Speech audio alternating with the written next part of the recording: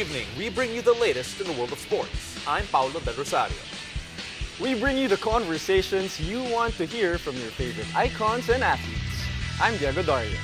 And in tonight's game plan, FIBA's Naismith Trophy visits the game. We'll talk about the value of the much-coveted top international basketball trophy in time for the February window of the FIBA World Cup Asian qualifiers. We'll also catch up with 10-time PBA champion Jojo Lastimosa to talk about his glory days with the Alaska Aces and their legacy in the PBA. And we'll also check in with the champions of the first leg of the PBA 3x3 Conference 2, the TNT Tropang Giga. Buckle up, sports fans. Let's get in the game.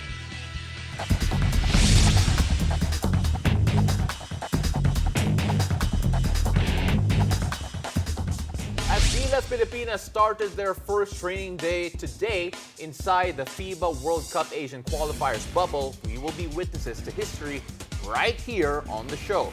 FIBA's Naismith Trophy, the top international basketball trophy in the world, is with us tonight. Now, to help us discuss its importance and what this means for Filipino hoop fans, we have Samahang Basketball ng Pilipinas Executive Director, Sir Sonny Barrios. Sir Sonny, welcome to the game. Hi, Sir Sonny. Hi, good evening, guys. Salamat for having me. Good evening, sir, and I hope you're enjoying your time at the bubble there for the FIBA World Cup qualifiers, rather.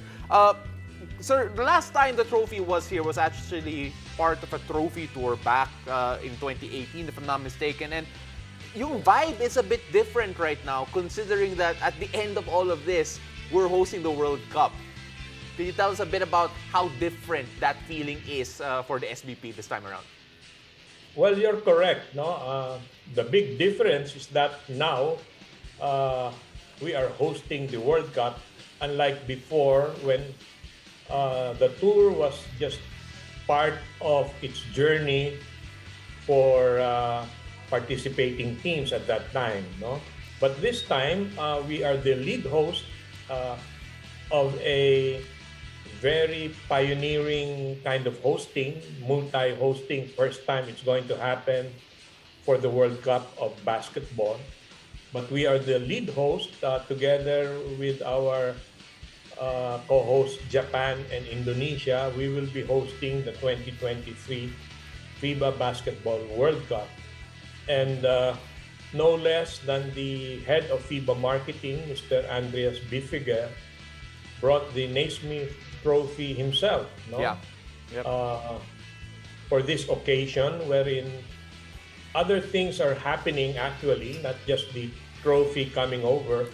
We are also hosting the first face-to-face business summit by our joint management committee with FIBA, Japan, and Indonesia. They are together with us in the bubble.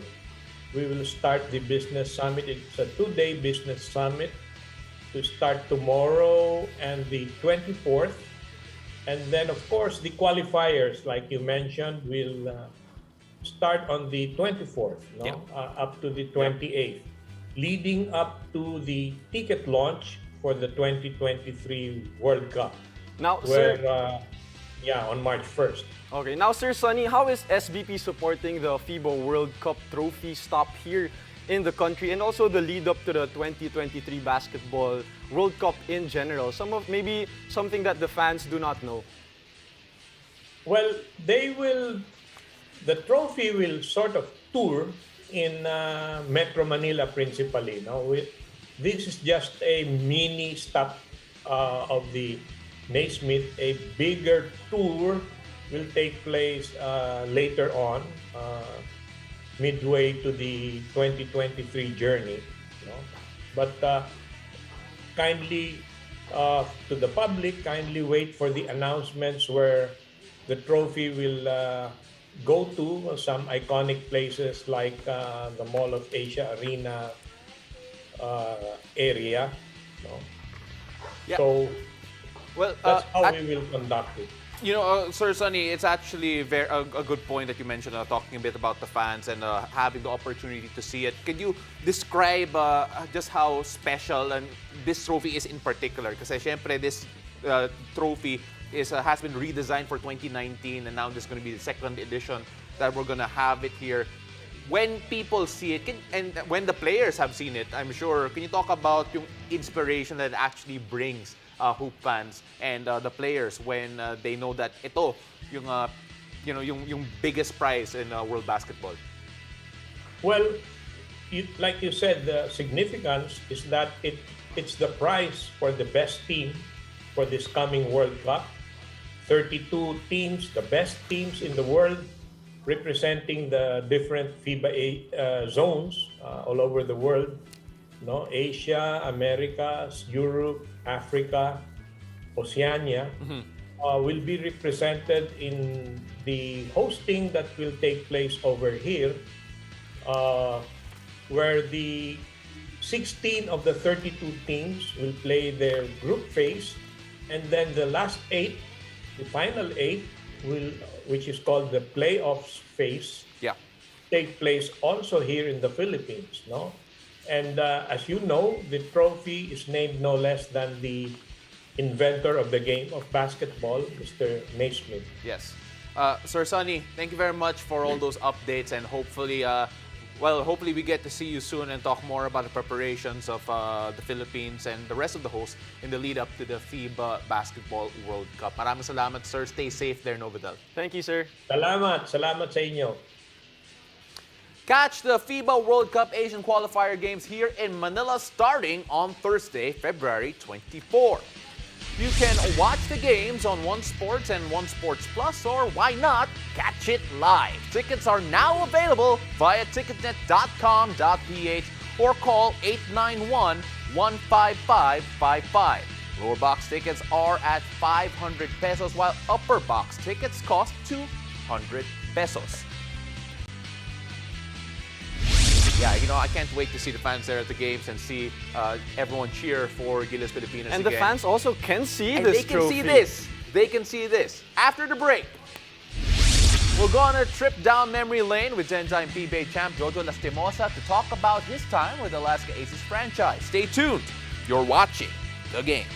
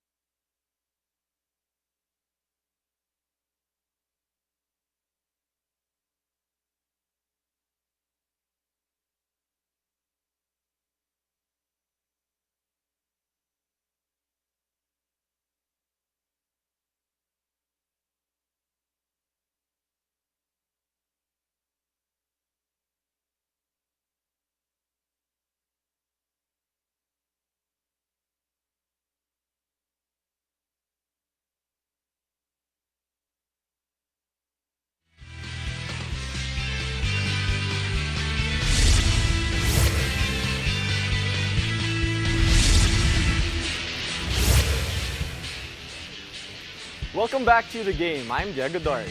When you talk about the greatest PBA players in history, no list is complete without including Jojo Lastimosa.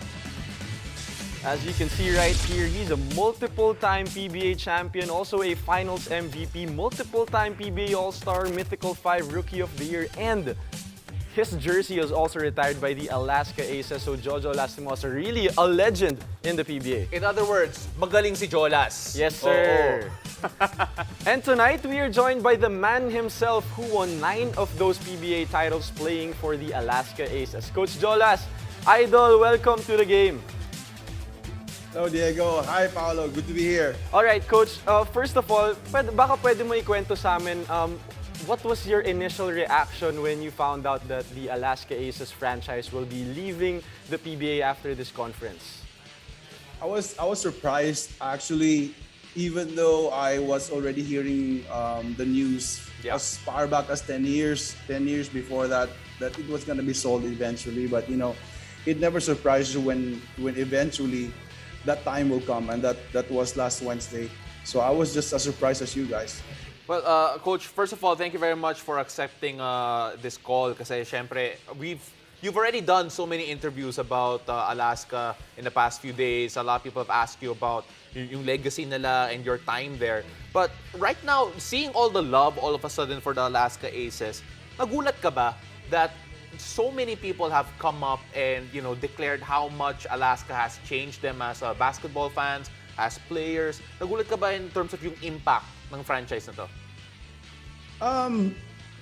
Hindi naman siguro kagulat-gulat, because once you're winning, I think the fans gravitate towards you, whether you're friendly or not, or you're on the other side. Eventually, they're gonna respect you for how you play the game, especially when you know that the franchise that Fred built was built on integrity, playing the right way, and not making shortcuts. People will eventually respect you, especially now that Alaska is leaving. All right, Coach. How about your personal, experience with the Alaska franchise? What does it really mean to you? Because majority of your playing career is with the Alaska franchise. You grew up with them. What does it really mean to you to be part of this one? I would say that I built my reputation, my name, while playing in Alaska, and that says a lot, because if I was playing for Alaska, if I didn't win, I would just probably be an ordinary player. Probably I'll be scoring more points probably, but I probably wasn't winning a lot. So winning does a lot to somebody's reputation, and a great deal of that was because I was with Alaska, and because I was under a great owner and a tremendous coach in Tim Con.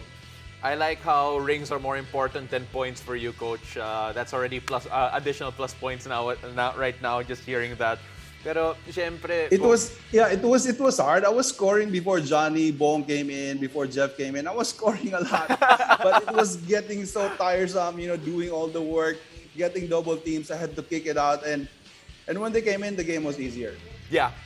It really felt that the whole thing came into place. I actually felt that, and I know you mentioned this in the previous interview, that you could have actually had 2 Grand Slams had the Centennial team not necessarily have formed with a big Alaska core. But, that's already, we can chalk that down to history. When you look at yung mga memories mo, and when did you feel Alaska was at its peak and its prime? Was it that Grand Slam season, or maybe some other time you felt that maybe didn't win everything, but they were the strongest and most dominant team sa PBA? I would say the 95 season was the beginning of the dominance of our team, because although we only won 1 there, but we're in the finals for 3 straight times.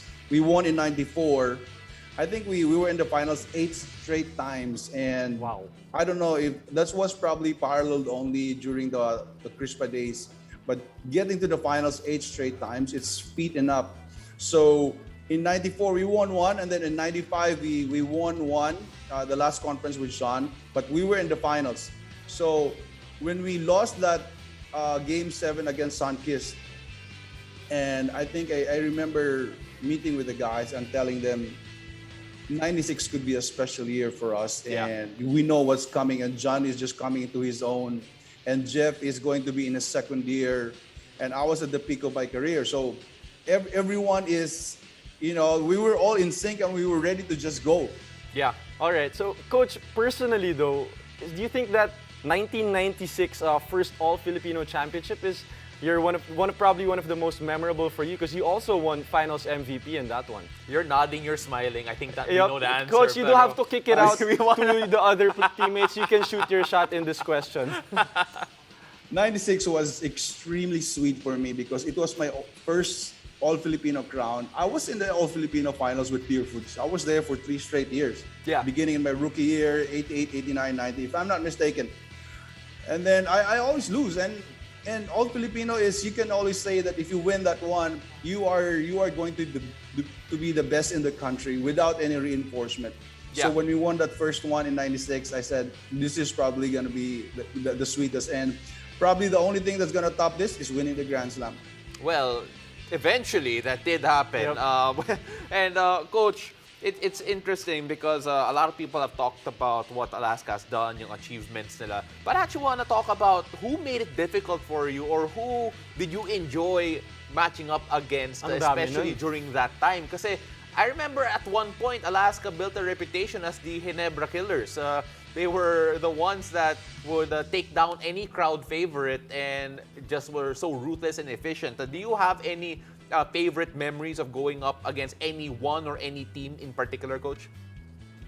The Ginebra games, whether it be a regular season game or in the playoffs, in the finals, it's always fun because, you know, you have the big crowd and you have Jaworski there, getting everyone to cheer for them and getting the crowd excited. And, you know, it's always going to be a rough game. And I remember Tim Cohn, when we play Ginebra, he would always say, and ironic that he is already on the other side, because he was always saying, hey, we're not going to get any calls today. Okay, so you got to remember that, and you got to be tougher on all your plays, you know, play with force and all that. Coach, And- baka may mga ano ka dyan, may mga kwento ka na, you know, personal kwento that the fans don't know when you go up against Ginebra.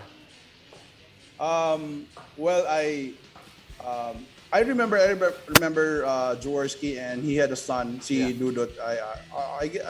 You probably know Dudot. Yeah. And he was there in the lineup, and he was always starting. And I just don't want to mention, you know, he's there. You know, he played for Ateneo. He's okay. Yeah. Okay? But man, when he was on the floor, he would talk smack all the time. Wow.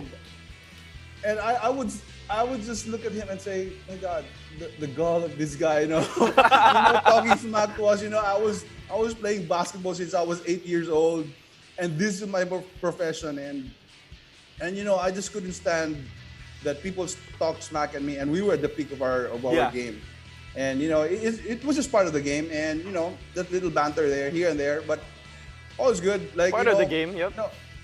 No offense, but you know, it gets me riled up and it gets me to play better actually, which is good. You know what? Now I want to go back and look at the old tapes and see every time he's matched up with you, just to see if I wanna see that too, pal. if you're extra angry if you took it personally. And of course, Coach, this question's always been asked over. No. and over. It wasn't all the time. I think it only happened once. Oh, But just once. Probably once, and it never happened again. Oh, okay. No, that's still really interesting. I'm still gonna scour the tapes and figure out if I can find it. But Coach, when you look at the legacy that Alaska has left, everyone has talked about it, the winning with integrity, what it meant to them as fans, as players, as opponents, as being part of the franchise. Now that you had time to really absorb everyone's reaction, what can you safely say is the legacy of the Alaska franchise? That you can win. I've said it. I've said this piece in one of my interviews. You can still win if you can without breaking the bank. And if you draft well, if you trade well, you get the right personnel to play well together. You got the right coach. You can still win. You don't have to get all the best players in the league. So probably you can have 2, 3, 4 guys as your core, and you have supporting guys that know their role. And you will have a solid franchise. Coach, thank you very much for your time and talking a bit more about Alaska. Honestly, it was great going down memory lane with you. Yep. And we can't wait to see you again in person in the PBA again very soon. Thank you very much. Stay safe. All Thanks, right, Coach. see you guys. And when we return, we'll check in with the champions of the first leg of the PBA 3x3 Conference 2, the TNT Tropang Giga. Stay tuned, you're watching the game.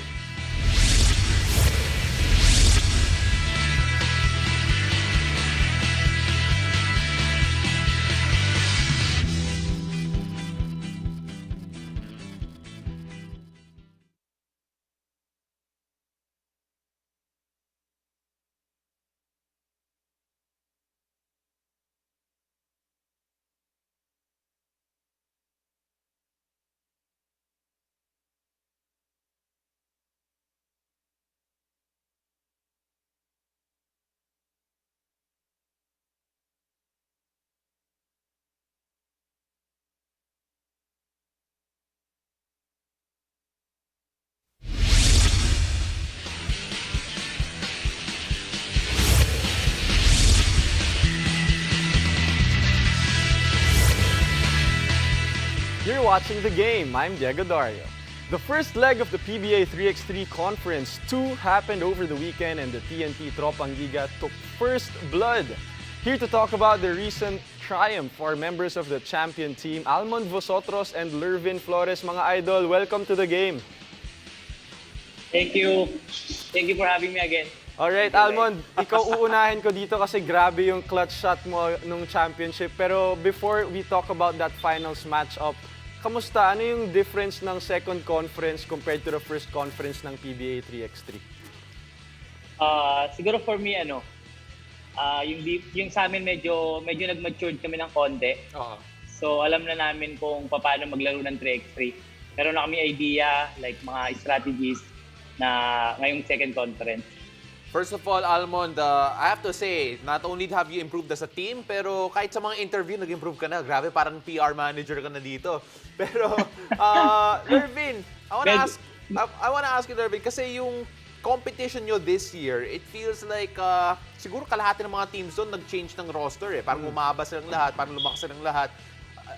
Is it something that na-notice mo rin, na in terms of yung competition, parang physically, mas, I guess, mas rough ngayon? For me, ang mas importante kasi yung sa team namin eh. Like yan, konti lang yung namin, like konti lang yung bago, si Acunio. Then sobrang laking tulong pa niya kasi dalawa sila ni Lervin na big man. I think yun yung advantage namin this conference. Kay Lervin naman, Lervin, ikaw medyo nakikita ko yung development mo rin as a player. Dumadrive ka na sa basket, may handles ka na rin. Winner con mo ba talaga yun ng off-season? Oo, lahat ng mga videos ko nung nakaraang pinanood ko lang kung ano yung pwedeng i-improve sa dribble ko na kaya ko pa lang gawin yung mas bibilisan ko pa kasi yun na, di ba? Kailangan kasi mag-improve kasi pangalawang conference na to eh. Lervin, ano namang masasabi mo dun sa sa clutch shot ni Almond Vosotros? Ano yun, 100,000 yun, yung tira na yun. 100,000 yun eh. Pero ikaw daw nag-screen nun. Play nyo ba talaga? Yun talaga yung play na ililibre nyo si Almond Vosotros using your screen? Hindi naman. So parang ano na lang, yun na lang talaga yung pupunta namin. Bibigyan ko siya ng screen. So set up niya ng kami magtitira. Oo. Tapos laro. Of course, and syempre kitang-kita na may chemistry kayo. Hindi naman kailangan set lahat. Pero Almond, yung kalaban nyo sa finals, yung Meralco, may chemistry rin sila. And syempre nakabalik rin si Tonino. Can you talk about yung competition yung dalawa? Kasi, well, you're familiar with each other already eh. And yung laban na yun, it really felt like a battle of attrition at one point eh. Almond. Yun nga yung like meron kaming familiarity sa game kasi sa kanila wala naman nag-iba sa lineup nila. Sa amin naman the same lang, like isa lang din nadagdag. Kaya siguro parang alam namin yung galaw ng isa't isa eh. Like hanggang sa dulo nga dikit yung laban. So sobrang blessed lang na na-shoot yung last shot. Mon, quickly lang, kanina tinanong natin si Lervin about your clutch shot. Ikaw naman, ano yung naging impact ni Lervin tsaka ni Remark din nung finals para mapanalunan niya yun? For me, sobrang laki ng tulong nila, sobrang laki ng impact kasi meron na kaming, like, may dalawang big man, tapos may isang wing kami na defender. So ngayon talaga sobrang, masasabi ko na medyo competitive yung team namin ngayon. Sobrang laki, lalo na si Acunio. Well, Lervin, anong masasabi mo kay Acunio? Kasi, syempre, last year, ikaw yung pinaka-big ng team ninyo. Pero ngayon, ang laki ni Acunio eh. And working on yung chemistry ninyo at yung pag-adjust sa 3x3. Kamusta naman yung adjustment period niya and what have you done to help him adjust to that? Nako siya nakita, grabe, laki niya, nagulat ako eh. The first time kami mag-meet. So, masasabi sa kanya, sobrang laking tulong niya sa team namin kasi hindi na ako nahihirapan ng konti. Hindi ka tulad dati, ako lang mag-isa halos yung isang big man na malaki sa press. So, pagdating niya ako nyo yun, malaking tulong sa amin. Nakukuha namin yung mga galaw namin sa loob. Number one yan, yung namin, nag-uusap kami lagi. Nasabihan ko siya na habang kami kasi dito yung yung goal namin para sa team namin. Oh, Lervin, medyo parang may katulong ka na nga when it comes to, boxing out, rebounding, blocking. Pero, Almond, one question, yung Ginebra medyo lumalakas na rin sa 3x3. What can you say about Enzo Serrano? Bata pa lang, pero lumalaban na against the veterans. Oh, yun nga, napansin ko nga rin. Honestly, sobrang excited kami or ako na makalaban yung Ginebra, lalo na si Enzo kasi yung galaw niya talaga makikita mo na gusto niyang meron siyang gustong patunayan. Oo. Meron siyang gustong i-prove na belong siya sa liga na to. Yun, sobrang excited ako na makalaban ko siya. Well, you know what? Maraming new talents ngayon sa PBA 3x3. Lakas ng tatlo. Encho's one of them. And of course, there are other rising stars dito sa PBA 3x3. Pero guys, congratulations once again for winning leg number 1 and conference number 2 natin. And I can't wait to see how you follow that up. Maraming salamat. Thank you. Congrats, guys. Thank you. Thank you. And that's it for tonight. Thank you for joining us. I'm Diego Dario. Catch us weeknights here on One News, One Sports, and One Sports Plus. I'm Paolo Del Rosario. When we zoom out, look at the trophy. This has been The Game.